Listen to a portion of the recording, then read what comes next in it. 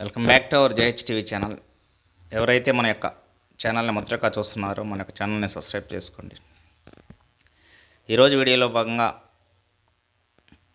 కొత్తగా ప్రభుత్వం ఏర్పడినటువంటి కూటమి ప్రభుత్వం ఆధ్వర్యంలో వరుసగా పథకాలు పరంపర కొనసాగుతుంది. వాటిలో భాగంగా జూలై 1వ తారీఖున పెన్షన్స్ని అట్టహాసంగా పెన్షన్స్ పండుగలాగా జరిపి పెంచినటువంటి అమౌంట్తో కూడా కలిపి అందరికీ సకాలంలో అందించడం జరిగింది.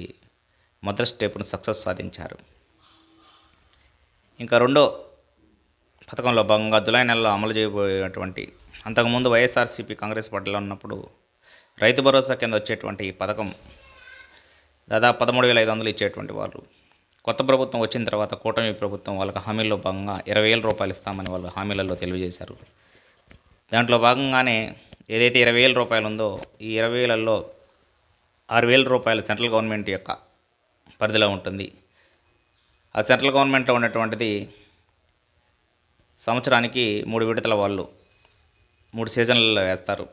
అది మొదటి సీజన్లో నరేంద్ర మోడీ గారు ప్రమాణ స్వీకారం చేసినటువంటి ఒక 2 రోజుల్లోనే ఆ యొక్క అమౌంట్ని రిలీజ్ చేయడం జరిగింది.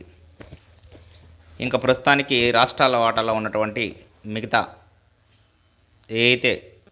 మిగతా ఆ యొక్క 6,000 తీసేస్తే 14,000 రూపాయలు ఉందో ఆ 14,000 రూపాయలలో మొదటి విడతగా 7,000 రూపాయలు వేస్తారు. రెండో విడతగా 7,000 రూపాయలు వేసేటువంటి అవకాశం ఉంది. అంటే చూసినట్లయితే ఎవరికైతే ఈ రైతు భరోసాను అన్నదాత సుఖీభవగా పేరు మార్చడం జరిగింది. వెబ్సైట్లలో కూడా అన్నదాత సుఖీభవగానే ఇప్పుడు డిస్ప్లే అవుతూ ఉంది. ఇవన్నీ మోడలింగ్ ఇవన్నీ చేంజింగ్స్ మొత్తం చేసేసారు.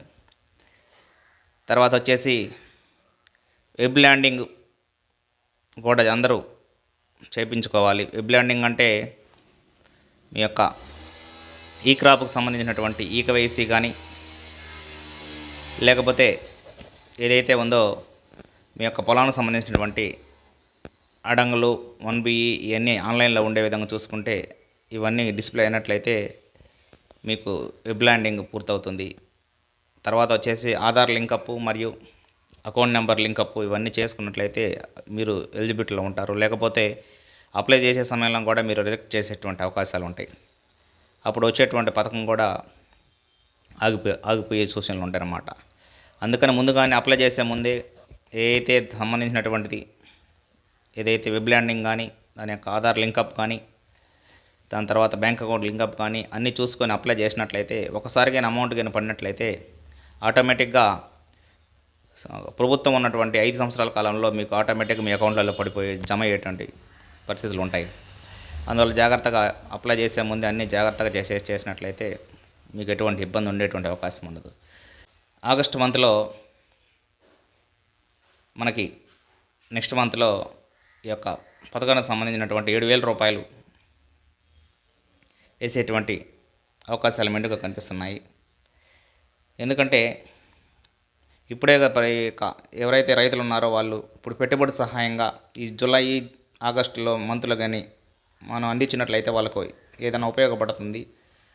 ఏదన్నా సరే ఇప్పుడు పొలాలు దున్నుకోవటం కానీ లేకపోతే చదువు చేసుకోవటం కానీ లేకపోతే పెట్టుబడి సాయంగా కొంచెం పెట్టుబడి పెట్టుకోవడానికి కోసం అప్పులు చేయకుండా ఈ 7,000 రూపాయలు చాలా ఉపయోగపడేటువంటి అవకాశాలు ఉంటాయి. కాబట్టి ఎట్టి పరిస్థితుల్లోనూ ఈ జూలై నెలలో కానీ లేకపోతే ఆగస్టు 10వ తారీఖు లోపల మ్యాక్సిమం వేసేటువంటి అవకాశాలు మెండుగా కనిపిస్తున్నాయి.